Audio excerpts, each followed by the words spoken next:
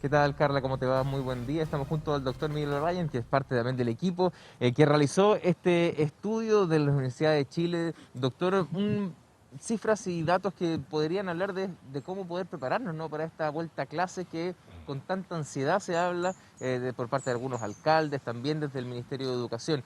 ¿Qué conclusiones ve usted en torno a dónde hay que poner el foco para poder preparar aquello? Si me permite, primero quisiera agradecer muy sinceramente a la comunidad del Colegio Saint George, quienes participaron de manera muy altruista en este gran proyecto de gran envergadura entre investigadores de la Universidad de Chile y también de la Universidad de los Andes. Nosotros logramos evaluar en el brote que ocurrió en el colegio, que sabíamos que había comprometido alrededor de 50 personas, fundamentalmente adultos, entre profesores y familiares, staff y algunos niños, hacer este estudio de detección de anticuerpos en más de 1000 estudiantes y más de 250 profesores para determinar que la positividad al test, que se puede homologar cual más, cual menos a la posibilidad de haber sido infectado, porque el test no es perfecto, fue de 17% en la comunidad de adultos, profesores y staff, y un 10% en los niños. Entonces esto da primero una mirada general de cuál fue la magnitud del brote, y fue muy interesante establecer relaciones y asociaciones que permitían dar una mirada de cómo puede haber sido la transmisibilidad. Primero, más adultos que niños. Y ese es un primer mensaje. Ojo, hay que preocuparse de los adultos en los colegios también, así como con los niños. De hecho, probablemente este brote fue fundamentalmente traído por los adultos, ¿no es cierto?, que llegaron de viaje. Se transmitió de hecho las reuniones de padres y profesores que ocurrieron durante los primeros días, y de ahí eventualmente a los niños, con una muy rápida detección y cierre rápido del colegio que permite el control del brote, pero sin embargo se aprecia que hubo una transmisión dentro del colegio.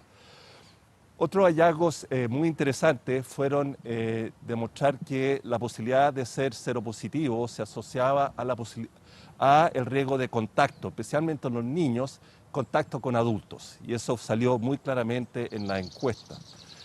De tal manera que una vez más demuestra la relación de que los niños probablemente están siendo contagiados a los adultos fundamentalmente, más que necesariamente al revés.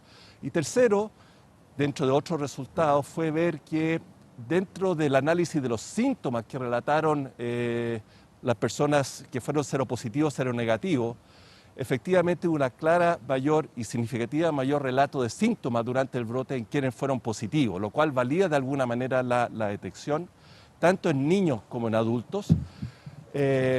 La fiebre fue el síntoma cardinal en los seropositivos, y muy interesantemente en los niños un 40% de los que fueron positivos no relataron síntomas.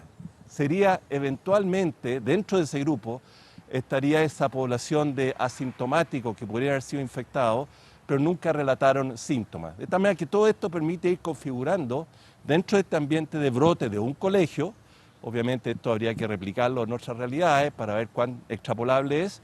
Permite dimensionar la magnitud del brote, cuál pueden haber sido los mecanismos de transmisión y cuál puede ser el rol de los niños y los adultos.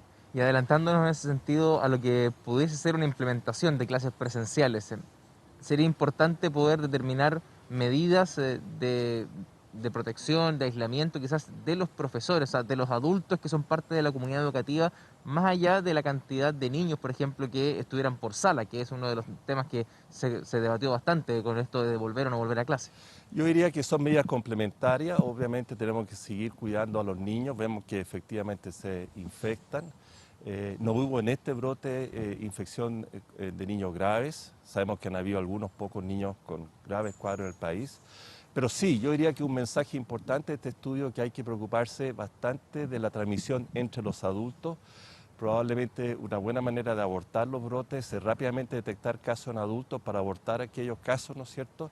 Hacer los cierres cuando sea necesario y rápido, y de esa manera entonces ir logrando el control y evitar, muy importante, evitar las aglomeraciones de los adultos, los profesores probablemente, y los profesores con los apoderados a la vuelta de clase. En ese sentido, eh, reuniones de apoderados, las mismas reuniones que se hacen entre los profesores para poder coordinar, eso tienen que tener un cambio ya de cómo se van a poder implementar una vez que existan las clases presenciales. Exactamente.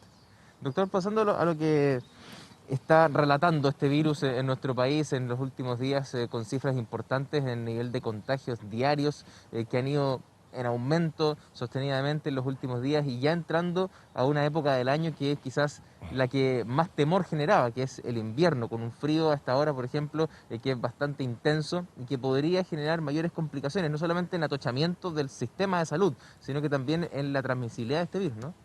Bueno, así es. Si uno empieza a mirar hacia atrás, cuando estábamos en marzo mirando este virus, cómo iba a ser el comportamiento, yo creo que primero uno ve que los meses pasan volando. Y segundo, efectivamente, uno ve que estamos en una situación que de alguna manera se había dimensionado, que a principios de junio, mayo, junio íbamos a estar en un momento bastante crítico, que íbamos a estar viendo cómo iba a estar nuestro sistema de salud, si íbamos a estar dando la pelea o no. Yo creo que la buena noticia, y yo creo que hay que mirar aquí el vaso medio lleno, es que efectivamente estamos dando la pelea, nuestro sistema de salud está dando la pelea, vemos relativas buenas señales, pequeñas buenas señales, ¿no es cierto?, de que en vez de irse achicando o disminuyendo en forma muy dramática la capacidad de camas y ventiladores, que es lo que sostiene con vida a las personas que lo requieren, se va manteniendo y empezando a abrir la brecha, a abrir ese espacio, en parte también dado porque, bueno, hemos ido aprendiendo mucho, se han ido incorporando nuevas tecnologías, ¿no es cierto?, estos mecanismos de flujo de aire, ¿no es cierto?, a alta presión, que permite usar menos ventiladores mecánicos, en fin. De tal manera que el sistema de salud está aguantando. Estamos viendo ahora, gracias a las medidas que está tomando todo el mundo, si finalmente todos estamos haciendo algo, está mostrando de alguna manera este aplanamiento de curva ya bastante clara, diría yo, en las últimas 2 semanas.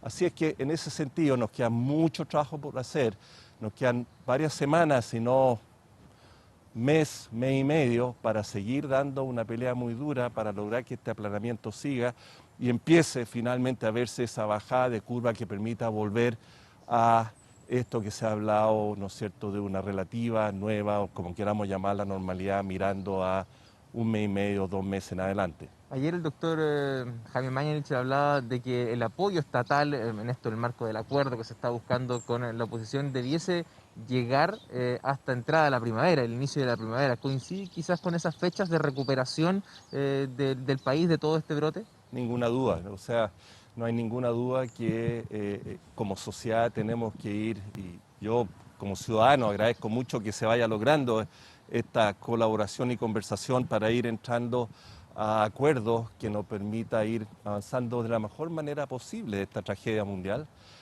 y que nos va a abarcar todo este año, sin lugar a dudas.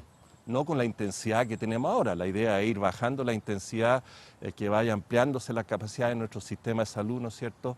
Pero uno puede visualizar que hacia septiembre, octubre, noviembre vamos a tener virus circulante de todas maneras, en un nuevo equilibrio con la sociedad y el medio ambiente, de tal manera que vamos a tener bastantes menos casos para entonces, pero vamos a seguir teniendo casos, vamos a seguir teniendo casos graves, pero con un sistema de salud que en ese entonces va a estar dando abasto, porque esos casos van a ser claramente menos, van a ser más controlados en el tiempo, vamos a poder irlo detectando más rápidamente con la implementación de los sistemas de detección de casos. Entonces, con esta nueva realidad también de salud, vamos a poder llegar a un equilibrio, pero razonable, hasta que tengamos vacunas, algún momento el próximo año quizás. Un momento distinto al que vivimos ahora con medidas de confinamiento bastante estrictas. Aquí en la región metropolitana son 38 comunas. Respecto a ese punto, ¿cómo ha ido avanzando también en lo positivo, en lo que significa aplanar la curva estas medidas de confinamiento, cuando se ve movilidad bastante alta en la ciudad y sin embargo la gente sale de todas maneras, incluso teniendo positividad, está dando vueltas en la calle? Sí, bueno, este es un tema muy complejo, es para análisis de otros expertizajes sociológicos, políticos, eh, pero yo diría que a pesar de todo, a pesar de que obviamente las cuarentenas no son lo óptimo desde el punto de vista de salud pública, las tremendas medidas que estamos haciendo entre todos obviamente van teniendo un impacto. Yo creo que hay que mirar del otro lado. Si no se hubieran hecho estas medidas y si hubiéramos seguido sin cuarentena en la región metropolitana, estaríamos hablando de otras cifras.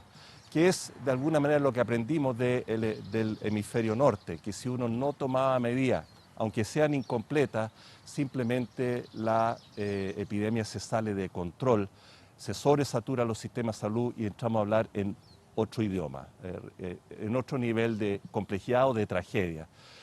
Nosotros no hemos entrado en eso, yo tengo la confianza que no va a ser así, aún con las imperfecciones que tenemos con nuestro comportamiento global, pero el mensaje es que mientras más firmes seamos todos, mientras más cada uno dentro de sus dificultades logre cumplir con lo que a cada uno nos toca, menos va a durar el pic de casos, menos saturado va a estar el sistema de salud y más rápidamente vamos a poder tratar de entrar en una vida más normal, más productiva, algo más vivible.